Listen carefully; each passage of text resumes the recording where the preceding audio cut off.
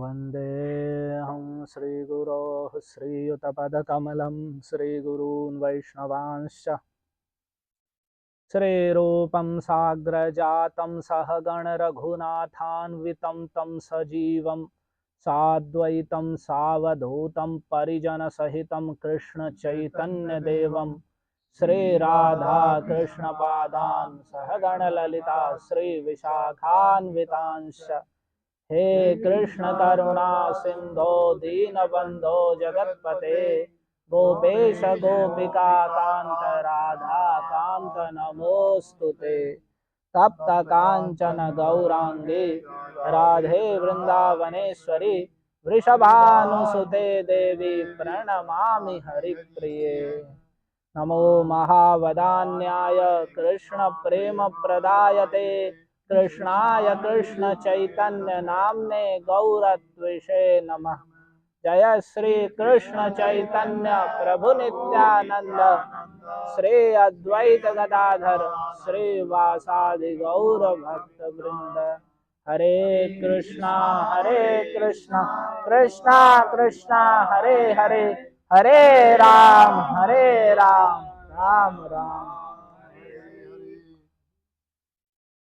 ओम नमो भगवते श्री कृष्ण चैतन्य चंद्राय। ओम नमो भगवते श्री कृष्ण चैतन्य चंद्राय। ओम नमो भगवते श्री कृष्ण चैतन्य चंद्राय। ओम नमो भगवते श्री कृष्ण चैतन्य चंद्राय। ओम नमो भगवते श्री कृष्ण चैतन्य चंद्राय। ओम नमो भगवते श्री कृष्ण चैतन्य चंद्राय। यं प्रव्रजन्तमनुपेतमपेतकृत्यं द्वैपायनो विरह कातर आजुहाव पुत्रेति तन्मयतया तरवोऽभिनेदुस्तं सर्वभूतहृदयं मुनिमानतोऽस्मि। श्रीमद्भागवताय नमः। हरे कृष्ण जी। आज बड़ा ही पावन दिवस है, शारदीय रास पूर्णिमा का अवसर है और कल से ही कार्तिक प्रारंभ होने वाला है। तो आज हम सभी भक्तों ने एकत्रित हो गए चंद्रमा की चांदनी में वैसे ही कृष्ण संकीर्तन किया है। तो हम कल्याण कल्पतरु प्रतिदिन सुन रहे हैं, जिसमें हमने सुना कि मन तुम सन्यासी साजिते कहने चाहो। जो 13वां उपदेश था कि मन तुम सन्यासी के रूप में क्यों सजना चाहते हो। केवल भेष बदलने से आध्यात्मिक उन्नति कृष्ण प्राप्ति नहीं होगी। इसलिए प्रतिष्ठा और लाभ पूजा आदि की चेष्टा छोड़कर तुम सहज स्वभाव में रहते हुए और जो सरलता पूर्वक भोजन आच्छादन प्राप्त हो रहा है उसमें रहते हुए और साधुओं के संग में कृष्ण का अनुशीलन करो। राधा कृष्ण के गुणों को गाओ, उसके द्वारा तुम्हारा नित्य कल्याण होगा। वैष्णवता का परिचय देने के लिए बाह्य आडंबर की कोई आवश्यकता नहीं। फिर आगे भक्तिविनोद ठाकुर कहते हैं, मन तुम तीर्थे सदा रत। हे मन, तुम सदा तीर्थों में ही रत रहते हो। अयोध्या मथुरा माया काशी कांची अवंतिका द्वारावती आर आचे जत। जो सप्तपुरियां मोक्षदायिनी बताई गई हैं, अयोध्या मथुरा माया हरिद्वार काशी कांची अवंतिका द्वारिका और जो अन्य भी पुरियां हैं, उनमें ऐसे तीर्थों में उनमें भ्रमण करने में लगे रहते। तुम्ही चाह भ्रमी वारे ए सकल बारे बारे मुक्ति लाभ करी बार तर। तुम सोच रहे हो कि मैंने अब जीवन भर अपना भोग विलास कर लिए और अब सस्ते में मैं मुक्ति प्राप्त कर लूं, तो अब जो है इन पुरियों में घूम के आ जाते हैं, चलो घूम आएंगे, तीर्थाटन कराएंगे।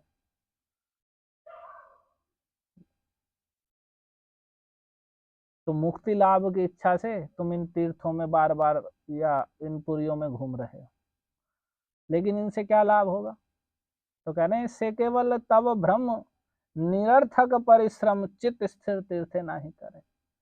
ये तुम्हारा केवल भ्रम है और बिना निरर्थक परिश्रम है, क्योंकि ऐसे घूमने से तुम्हें तीर्थों के नाम पर घूमने से चित्त स्थिर नहीं होगा। और जब तक चित्त यानी मन की जो चंचलता है विषय भोगों की और प्राप्ति की, उसमें अभिलाषाएं भरी पड़ी हैं, जब तक वे शांत नहीं होंगी तब तक मुक्ति और संसार बंधन से छूटना तो दूर का विषय हो गया।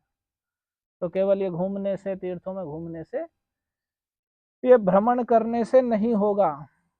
क्यों? तो कह रहे तीर्थ फल साधु संग, साधु संगे अंतरंग श्री कृष्ण भजन मनोहर।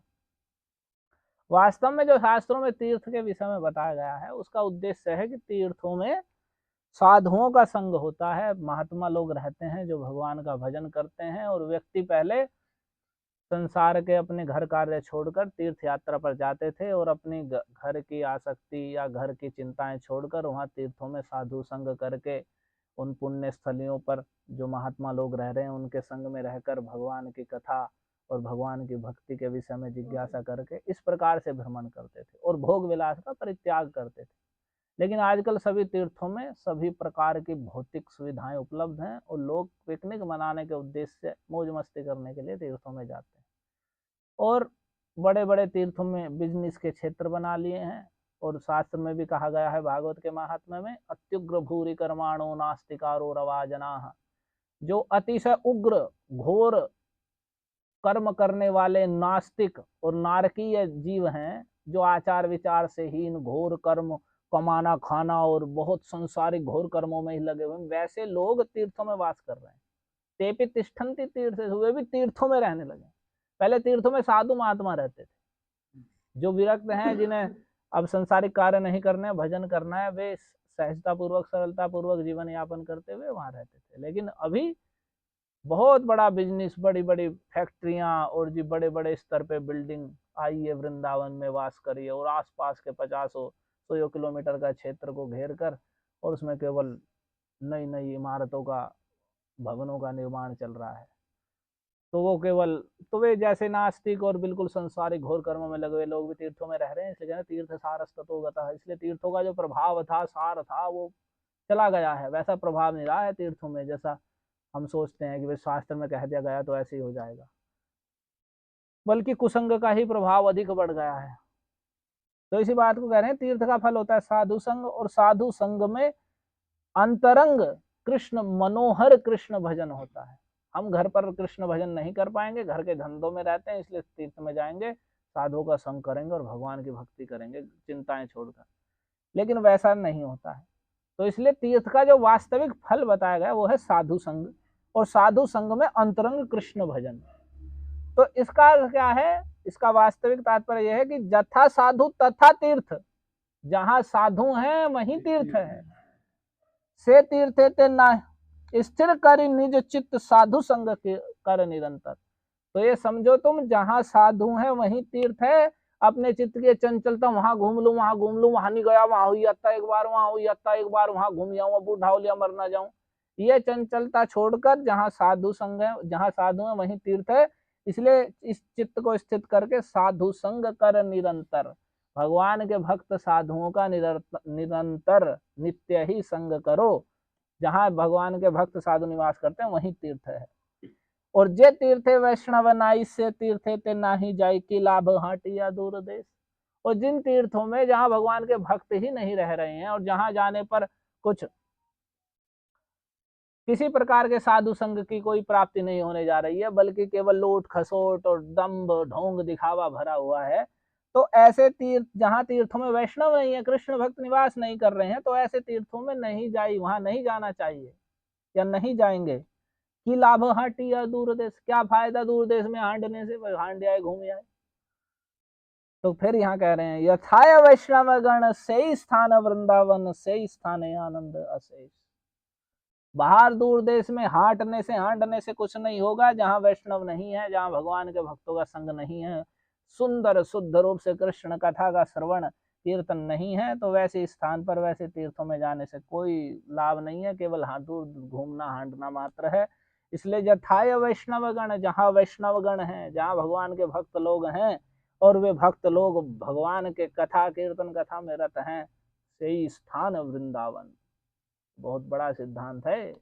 ऐसा समझ में आने वाला नहीं है। अभी लोग सोच रहे हैं कि बस वृंदावन में फ्लैट ले लेंगे, वृंदावन में बहुत पैसा है, और पैसे वाले और वही जो उग्र घोर कर्म वाले लोग हैं, संसारी प्रवृत्ति वाले ही हैं, वही लोग जा जाके वृंदावन में बस रहे हैं।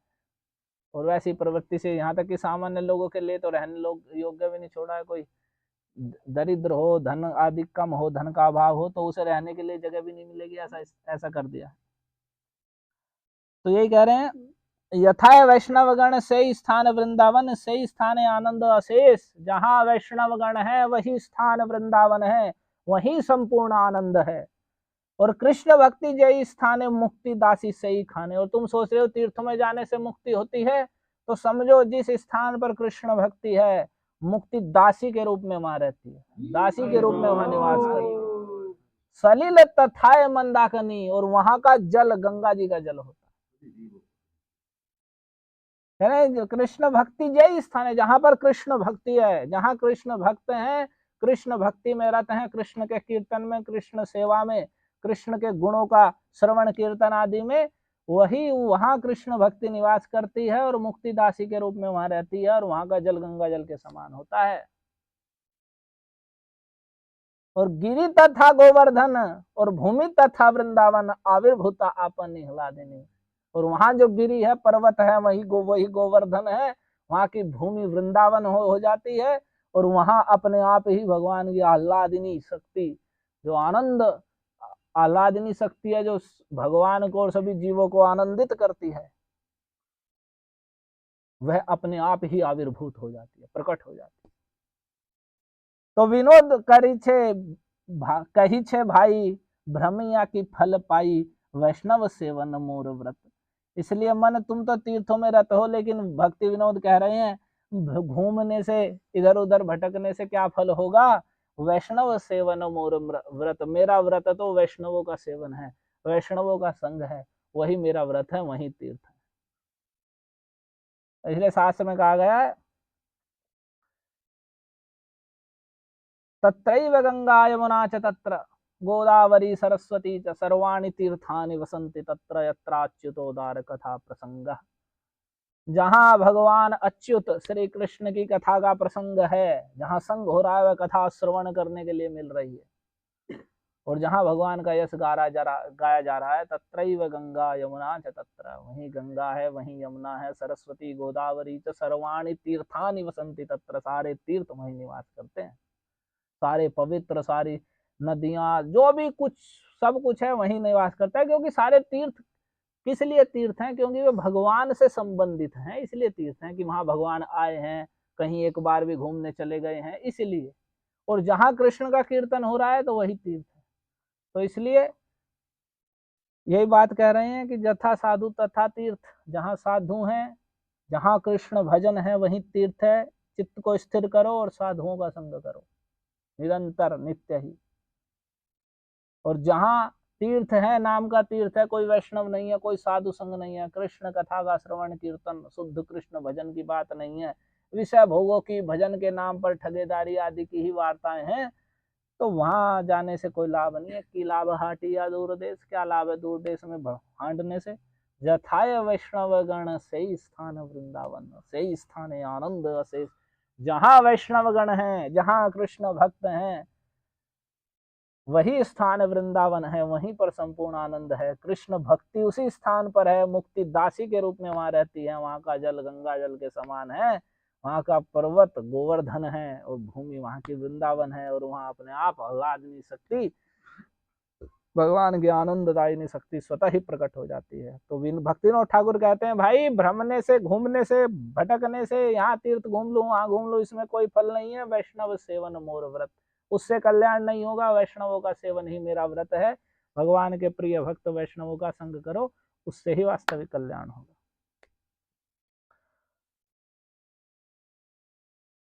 तो बड़े ही सुंदर अवसर पर हमने ये उपदेश सुना, और इसी कल्याण कल्पतरु में भक्तिविनोद ठाकुर इन सभी बातों को कहते हुए, जो आप एक एक सुन रहे हैं, कि तुम धन में आसक्ति कर रहे हो, धन का मद, रूप का मद, विद्या का मद, वर्ण का मद, और जी तुम्हारे असत दर्शन में ही ब्रह्म हो जाऊं, ऐसी भावनाएं, अब मैं सन्यासी का भेष सजा लूं, बस चिन्ह बदल लूं, इनसे मेरा कल्याण हो जाएगा, या मैं तीर्थों में घूम लूं, वहां घूम आऊं, वहां घूम आऊं, वहां घूम आऊं, इन्हें घूमने से हो जाएगा। तो एक एक चीज का ऐसे निराकरण करते हुए शुद्ध कृष्ण भजन को बता रहे हैं क्या है। और बताते बताते अंत में जैसे उपदेश, पहला स्कंद क्या है, उपदेश, हरे कृष्णा कृष्णा कृष्णा हरे हरे, हरे राम राम राम। उपदेश, फिर उपदेश के बाद उपलब्धि, और उपलब्धि के बाद उच्छ्वास। तो उच्छ्वास के अंत में बिल्कुल इस कल्याण कल्पतरु ग्रंथ के अंत में भक्ति विनोद ठाकुर ऐसे ले जाते बिल्कुल भगवान के रास, जो सर्वोत्तम स्थान है, एक व्रज की, एक जीव की सर्वोत्तम अवस्था में वह भगवान की प्रेयसी दासी के प्रिया के रूप में भगवान के सेवा सुख का लाभ करता है, तो वहां तक पहुंचते हैं वे सारी बात बताते हुए। यानी अगर क्रमशः हम इसे पढ़ें और जीवन में धारण करते जाएं तो वहां तक पहुंचा देंगे भक्ति विनोद। ये विशेषता है। भक्ति विनोद ठाकुर के ग्रंथ ऐसे हैं, यदि कोई भक्ति विनोद ठाकुर को पढ़ेगा तो आज प्रभु जी राधा माधव प्रभु बात कह भी रहे थे, उसे किसी से पूछने की जरूरत नहीं पड़ेगी कि अब क्या करना है क्या नहीं करना है। कहीं मैं वहां पूछ लूं, कोई प्रवचन सुन लूं, ये कर लूं वो कर लूं, सब बिल्कुल साफ साफ रास्ता, क्या कृष्ण भजन है, कृष्ण प्रेम क्या है, प्राप्ति कैसे होगी, साफ साफ बता रखा, आप करो। तो बिल्कुल किस ये, और ये इनका नहीं, कई एक कितने भक्त, हमें तो पढ़ के ये अनुभूति है, एक बार भक्ति विनोद ठाकुर के ग्रंथों को जो पढ़ रहा है उसे किसी पूछना नहीं पड़ेगा कि मैं क्या कृष्ण भजन करूं, कृष्ण क्या है, भक्ति क्या, आगे क्या करना है। जीरो से लेके और कृष्ण प्रेम की चरम अवस्था तक कि भगवान राधा कृष्ण की सेविका के रूप में जीव नित्य सिद्ध देह प्राप्त करे, वहां तक सब कुछ बता रखा। उनके ग्रंथ कल्याण कल्पतरु, शरणागति, और भी जैव धर्म, चैतन्य शिक्षामृत, भक्ति तत्व विवेक, वैष्णव सिद्धांत माला जैसे, और भी तत्व सूत्र इत्यादि हैं, तो जिनमें उन्होंने सारी चीजों को बिल्कुल साफ साफ बताया है।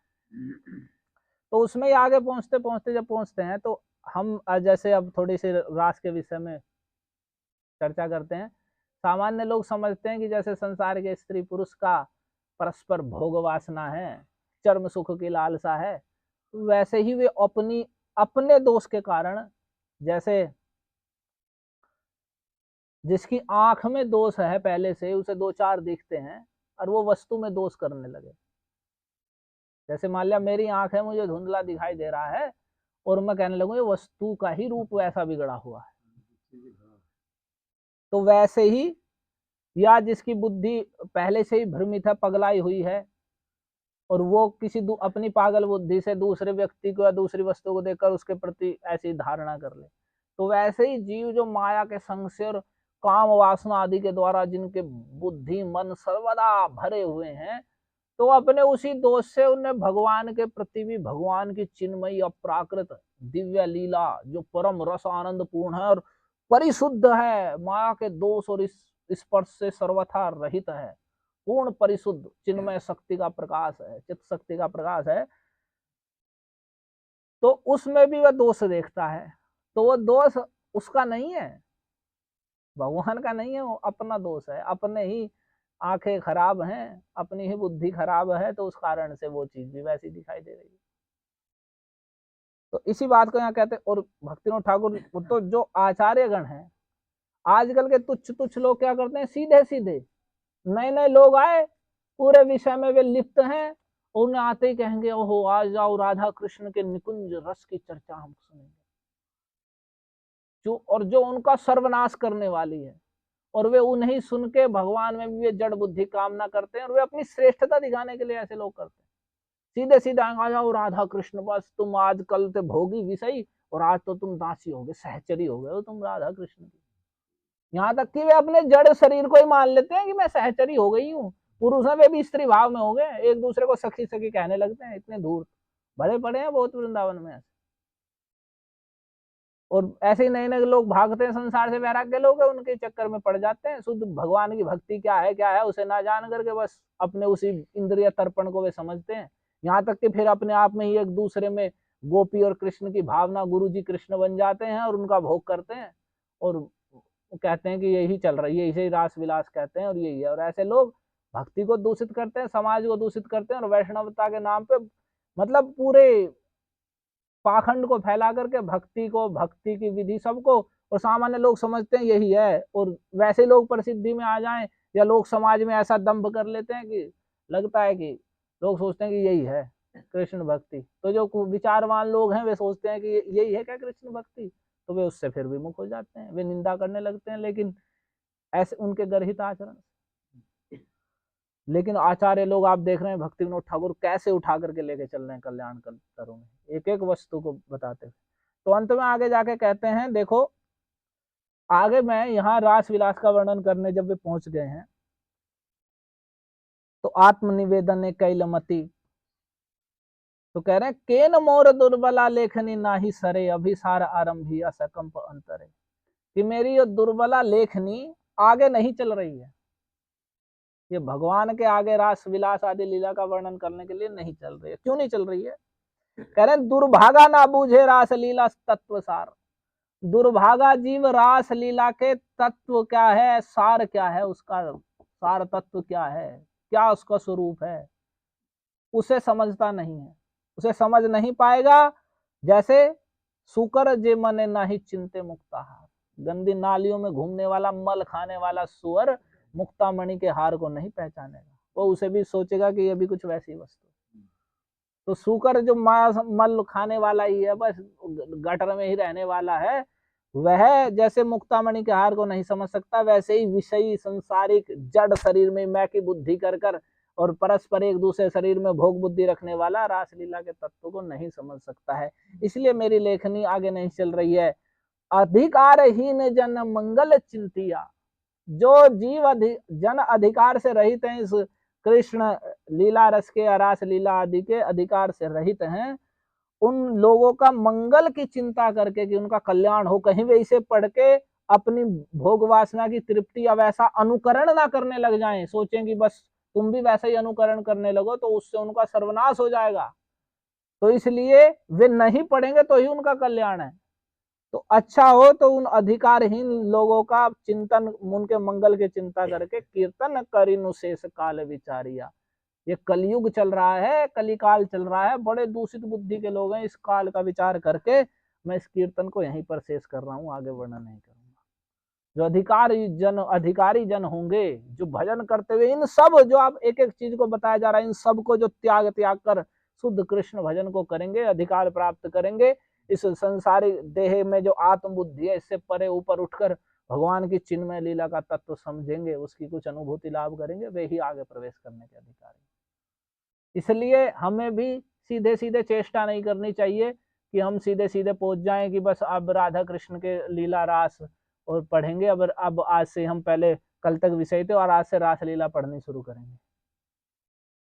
तो ऐसे लोग क्या होते हैं, वे अपने आप में जल्दी ही सिद्ध होने की और श्रेष्ठ होने की भावना करके अधपतित होते हैं, भक्ति को, भक्तों के समाज को, सबको दूषित करते हैं वे, और लोक में मतलब अपमान और सब कुछ पाखंड को प्रचार करते हैं। इसी बात को यहाँ पर रघुनाथ दास गोस्वामी ने स्वरूप दामोदर, रघुनाथ दास गोस्वामी जो चैतन्य महाप्रभु के निकट रहे हैं बिल्कुल, और स्वरूप दामोदर जो ललिता सखी के अवतार हैं, श्री कृष्ण चैतन्य स्वयं कृष्ण है, राधा भाव और कांति से युक्त, तो उनके नित्य संगी, अति निकट संगी रहे हैं स्वरूप दामोदर, जो महाप्रभु के मन की सारी बात जानते हैं। उन्हीं स्वरूप दामोदर से रघुनाथ दास गोस्वामी जब वहीं पुरी में रह रहे थे, गृह त्याग करके, रघुनाथ दास गोस्वामी एक बहुत बड़े जमींदार के लड़के थे, बहुत धनी, अकेले ही पुत्र थे, उनका गोवर्धन नाम था उनके पिताजी का, गोवर्धन मजुमदार। तो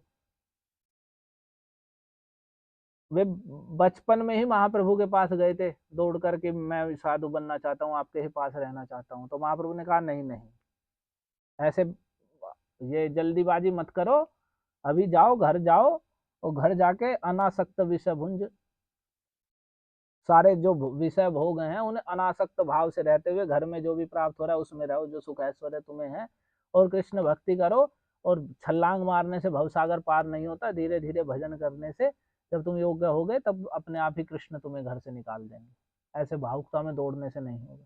इन सब लीलाओं के द्वारा महाप्रभु ने शिक्षा दी। क्षणिक भावुकता में जो लोग सोचते हैं कि मैं भाग जाऊं और भक्ति कर लूंगा, नहीं, भजन कर करके जब हृदय से विषय दूर हो गए हैं, अब भजन की स्थिति हो गई है, वैसा व्यक्ति गृह त्याग करके भजन कर सकता है। और संसार की विषय वासना भरी हुई है वैसे ही, और घर छोड़ के और भाग गए, फिर वही काम, वो भी वही काम करेंगे। तो फिर वे दोबारा फिर उनका विवाह भी करते हैं उनके पिताजी ने, कहीं ये चला ना जाए, विवाह हो जाएगा तो यहीं रुका रहेगा। लेकिन फिर भी विवाह होने पर भी वहां चैतन्य चरितामृत में वर्णित है, जिनकी सैया दुग्ध के फेन के जैसी कोमल और स्वच्छ और अप्सरा जैसी जिनकी स्त्रियां, इतना वैभव है, वो कुछ भी रघुनाथ दास गोस्वामी के मन को आकर्षित नहीं कर पाया। वे छोड़कर महाप्रभु के चरणों में चले गए और वैराग्य का रघुनाथ दास गोस्वामी का उत्कट बड़ा सर्वोच्च आदर्श, वहां रहते थे। वहां जाके पहले वहीं प्रसाद पाते थे स्वरूप दामोदर जी के पास में, महाप्रभु के पास में, महाप्रभु का उस जगह प्रसाद लेते थे। उसके बाद वहां से जा करके वे वहां लेने लगे, जैसे कहीं भंडारा आदि हो रहा है, जगन्नाथपुरी में रहते थे महाप्रभु। फिर उसे भी छोड़ दिया कि नहीं, कैसे कैसे लोग दान देते हैं, उसे खाने से चित्त दूषित होगा, कृष्ण भजन नहीं होगा, तो उसे भी छोड़ दिया। भक्तों को ध्यान रखना चाहिए, ये नहीं कि जो भक्त भजन में उन्नति करना चाहते हैं उन्हें जहां तहां का किसी भी देवी देवता का किसी का भी प्रसाद ऐसे नहीं खा लेना चाहिए। बड़े जो भगवान का प्रसाद है वो भी भक्त द्वारा अर्पित किया हुआ। यदि कोई संसारिक विषय भोग वासना से प्रेरित होकर भगवान को भी भोग आदि अर्पण कर रहा है, तो जो भक्ति में उन्नति करना चाहते हैं, गंभीर है, उन्हें उसका भी त्याग करना चाहिए। तो फिर वही बाद में फिर रघुनाथ दास गोस्वामी क्या करने लगे कि जगन्नाथ जी का जो भोग लगा प्रसाद और जो कुछ जो उन्हें बांटने वाले और जो बचता है वो बेचते हैं वहां लोग, वो कुछ पैसे में कोई भी जाके खा सकता है, क्योंकि कितनी बार भोग लगता, दिन भर भोग ही लगता रहता है जगन्नाथ जी। तो वो जो नालियों में बहता हुआ जाता था जगन्नाथ जी का प्रसाद चावल के कण, उसे इकट्ठा करते थे और उसे धो के और उसे खाते थे रघुनाथ दास गोस्वामी, क्योंकि भगवान का प्रसाद है जगन्नाथ जी का, पूरी प्रसाद बुद्धि थी, वो नाली से दूषित नहीं होगा।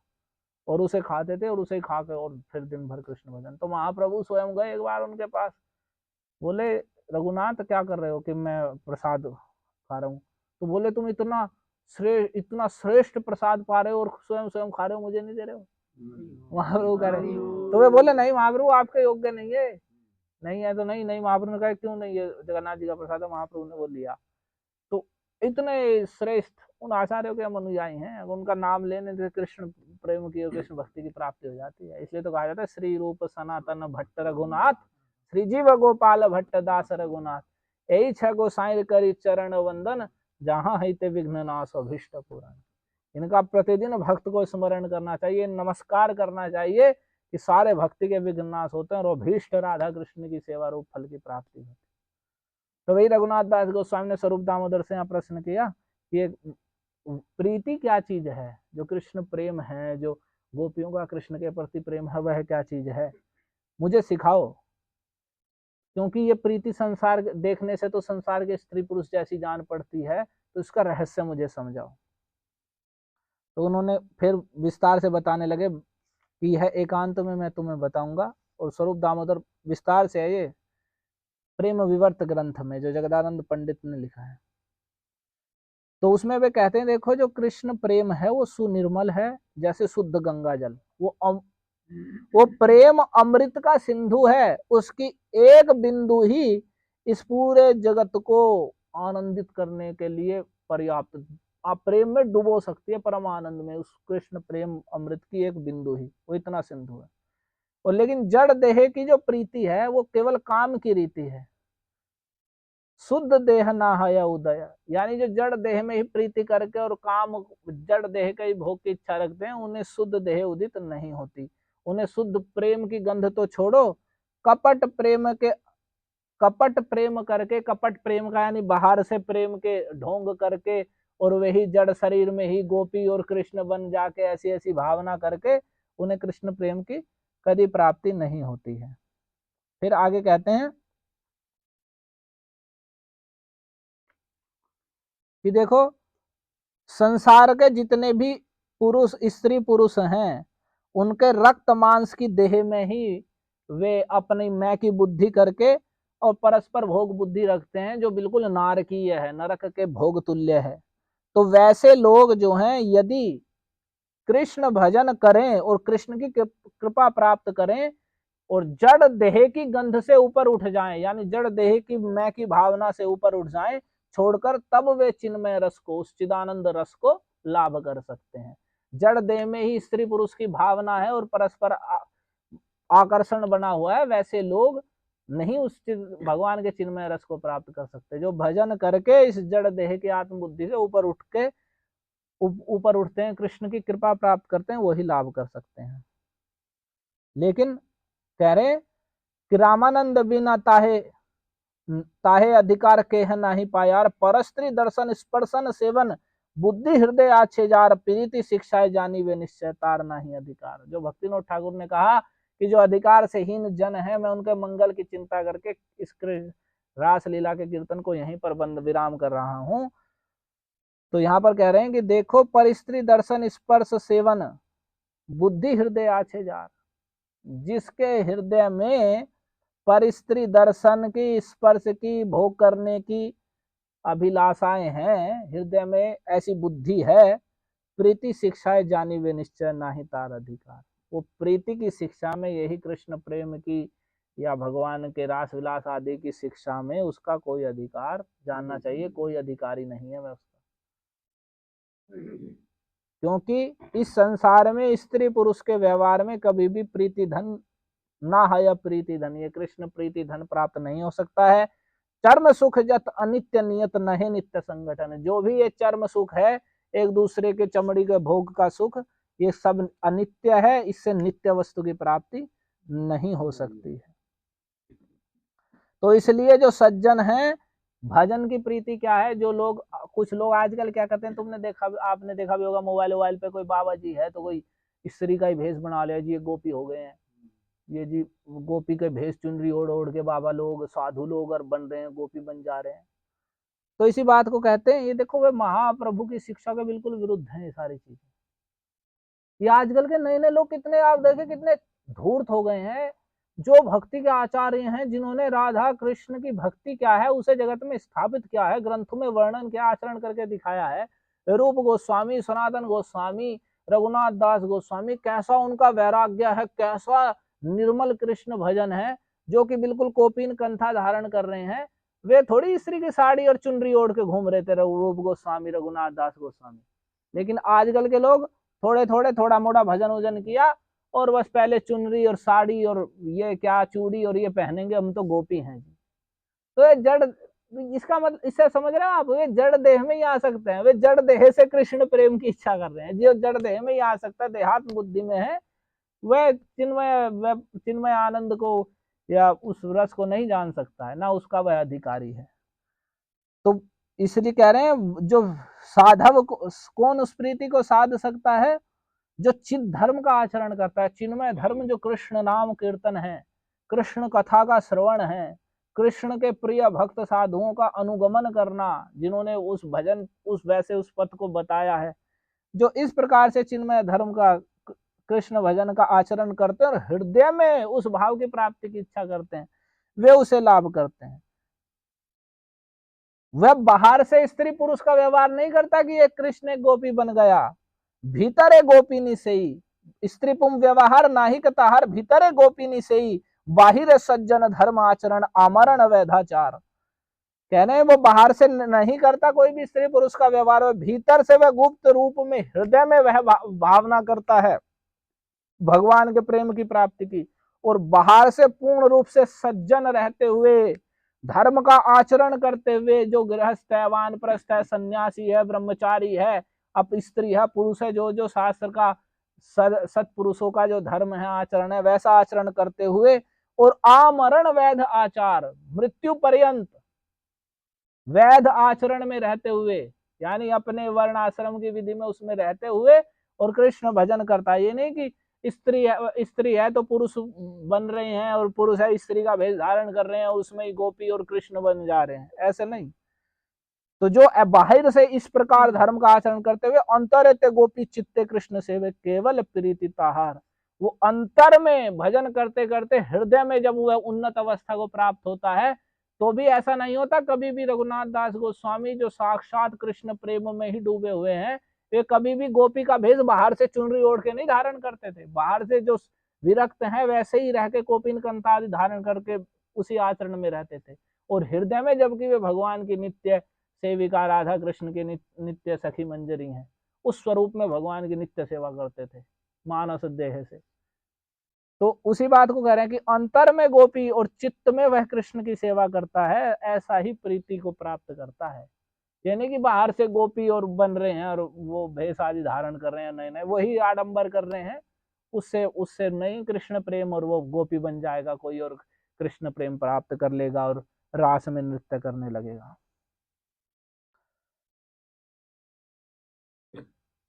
और उन्होंने कहा कि जो जड़ देह में ही कृष्ण का भाव, मैं इस बात को विस्तार से नहीं कह रहा, बड़े बड़े धूर्त लोग हैं, आप सुन के कहाँ पे जाएंगे। ऐसे ऐसे लोग हैं जो जिनमें समलैंगिक संबंध हैं, मतलब वे गुरुजी कहते हैं मैं कृष्ण हूँ और शिष्यों को समलैंगिक संबंध बनाते हैं उनसे और कहते हैं कि मैं कृष्ण हूँ और जी तुम गोपी भावना करो कि तुम गोपी हो। और ऐसे ऐसे धूर्त और गुरुजी बन जाते हैं और गुप्त रूप से रहते हैं, पता भी नहीं चलेगा। तो ऐसे ऐसे बहुत दूर थे, इसी बात को यहाँ कह रहे हैं, बड़ा खंडन पहले ही कर दिया, उन्हें पता है कलयुग चल रहा है और ऐसे ऐसे लोग होंगे। तो उसी बात को कह रहे हैं कि जड़ देह चिदारोप, कह रहे चेत केह यदि बले यह आरोप चिंताए पर पुरुष ते कृष्ण भजन उपाय।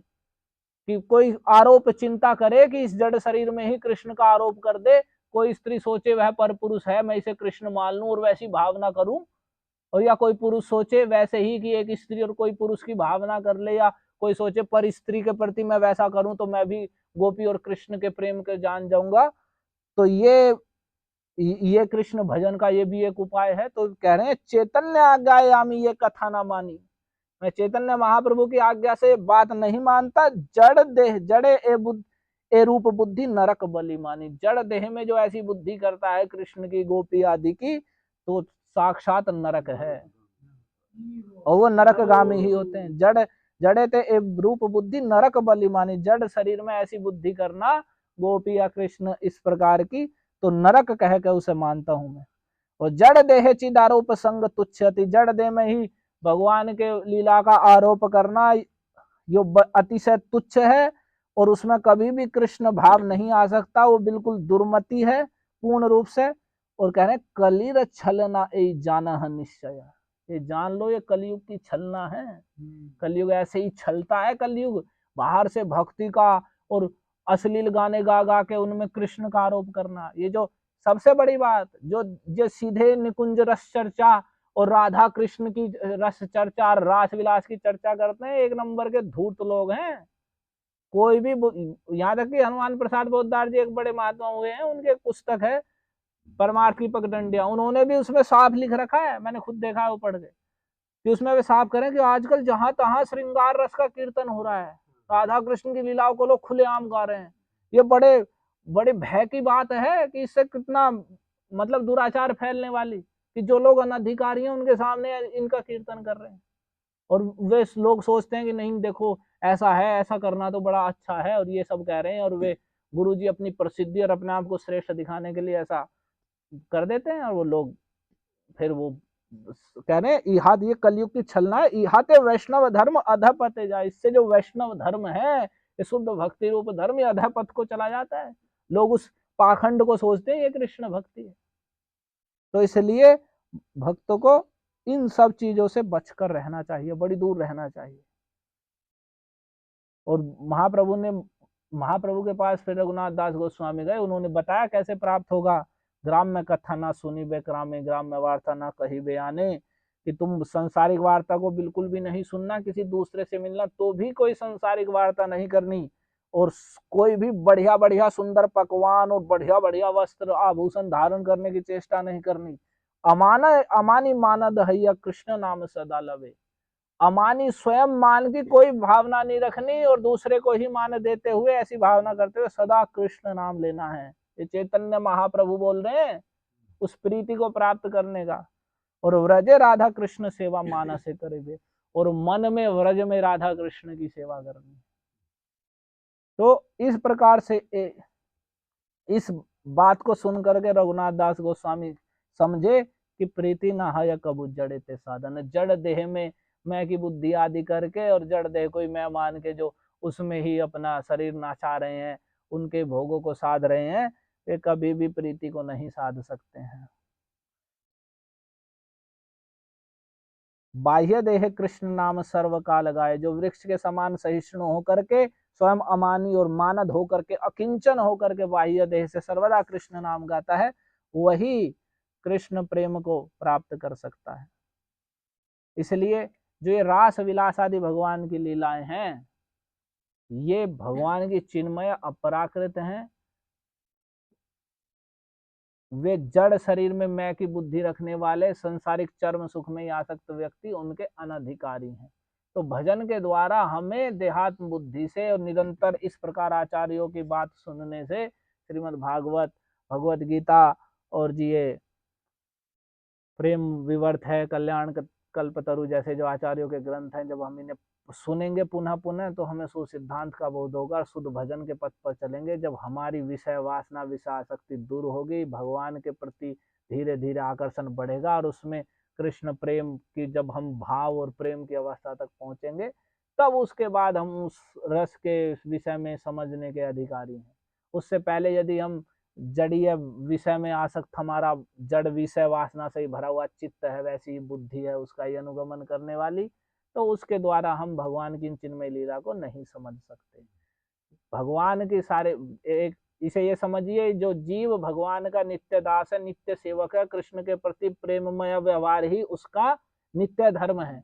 तो वही प्रेम व्यवहार जिस जीव का भगवान के प्रति जिस प्रकार का होता है, उसके अनुसार ही वह चिन्मय देह प्राप्त करता है। वह गोपियों का शरीर जड़ शरीर नहीं है, ये हाड़ मांस का बना हुआ नहीं है, वो चिन्मय शरीर है, उसमें जड़ विकार हो ही कैसे सकता है।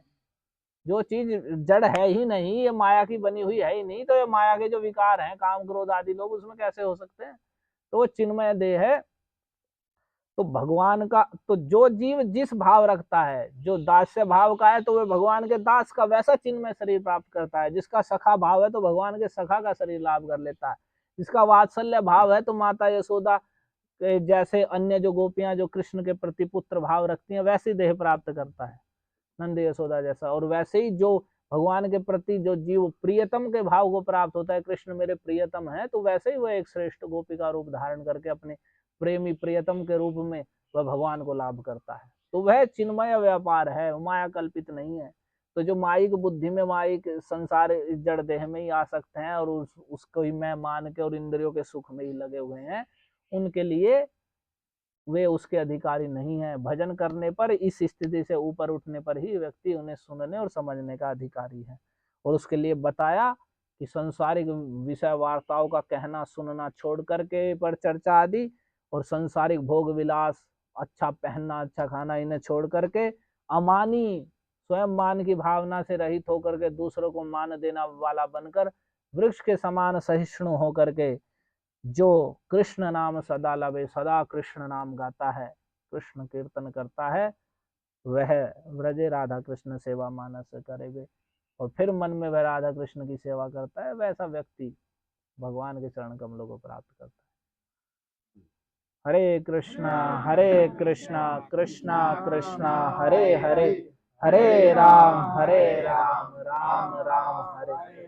और देखो, जब परीक्षित सुखदेव जी ने भगवान की कुछ रास विलास के विषय में गोपियों के साथ नृत्य की कुछ बात कही, तो उस समय परीक्षित महाराज जी ने प्रश्न किया कि देखो, भगवान तो जगत में धर्म की स्थापना करने के लिए आए हैं, तो ये तो अधर्म का सा आचरण हो गया, पर स्त्रियों के साथ वे नृत्य आदि कर रहे हैं, स्पर्श कर रहे हैं। तो यहाँ जब सुखदेव जी ने कहा है कि देखो, सूर्य अग्नि आदि जो ईश्वर समर्थ हैं, वे भी धर्म का उल्लंघन और साहस का काम करते देखे जाते हैं, लेकिन फिर भी उन कामों से उन पर दोष नहीं लगता, तेजस्वी होने के कारण। जैसे अग्नि सब कुछ खा जाता है, लेकिन फिर भी वह उन पदार्थों के दोष से लिप्त नहीं होता। तो जो तेजस्वी हैं, तेजस्वी देवता हैं या ईश्वर हैं, उन पर अगर वे कुछ धर्म का उल्लंघन करते हैं, संसारिक धर्म का, तो वे दोष से लिप्त नहीं होते। अगर कोई ईश्वर नहीं है, संसारिक सामान्य व्यक्ति है, ऐसा उनके जैसा आचरण करने की चेष्टा करता है, तो वह नष्ट हो जाएगा। कैसे नष्ट हो जाएगा? जैसा रुद्रोब्धिजम विषम, जैसे शिव जी ने विष पी लिया, लेकिन विष उनका कुछ नहीं बिगाड़ सका। कोई दूसरा व्यक्ति विष पीने की चेष्टा करेगा, तत्काल मर जाएगा। तो वैसे ही भगवान रास आदि विलास कर रहे हैं या कुछ भी कर रहे हैं, या बड़े इसके लिए दूसरे भी ऋषि या देवताओं का आचरण कुछ वैसा जान पड़ रहा है तो सामान्य लोगों के करने योग्य नहीं है। यदि वो उनके जैसा ही आचरण करने की चेष्टा करेगा तो वह नष्ट हो जाएगा। इसलिए जो उनके उपदेश हैं, भगवान का जो उपदेश है उसके वो आचरण करना है, ना कि भगवान के जैसा करना है। इसे कहते हैं अनुकरण और अनुसरण करना। भगवान का अनुसरण करना है, जो भगवान ने कहा है उस बात को करना है, ना कि भगवान ने जैसे किया वैसा हम करेंगे। और फिर कह रहे हैं रही भगवान के विषय में तुम बात करो, जब छोटे मोटे बड़े बड़े देवता ऐसा कर सकते हैं, धर्म का उल्लंघन करने पर भी उन्हें वह दोष स्पर्श नहीं कर सकता, फिर जो भगवान समस्त चराचर जीवों के एकमात्र प्रभु सर्वेश्वर हैं, उनके साथ ये मानवीय शुभ अशुभ का संबंध कैसे हो सकता है, जब दूसरे जो बड़े बड़े देवता हैं उनके विषय में भी ऐसी बात है कि उनमें भी अधर्म, अगर कुछ उन्होंने धर्म का उल्लंघन कर दिया उन्हें स्पर्श नहीं कर सकता। और सुनो, जिनके चरण कमलों की रज का सेवन करने से भक्तजन तृप्त हो जाते हैं और जिनके साथ योग प्राप्त करके उनके प्रभाव से योगी जन अपने सारे कर्म बंधन काट डालते हैं, विचारशील ज्ञानी जन जिनके तत्व का विचार करके तत्स्वरूप हो जाते हैं तथा समस्त कर्म बंधनों से मुक्त होकर स्वच्छंद विचरण करते हैं, वे ही भगवान अपने भक्तों की इच्छा से अपना चिन्मय श्री विग्रह प्रकट करते हैं। तब भला उनमें कर्म बंधन की कल्पना ही कैसे हो सकती है। यानी सीधे शब्दों में, जिनका नाम गा करके संसार की कर्म वासना भोग वासना दूर हो जाती है, उन भगवान में संसार के दोष कैसे हो सकते हैं।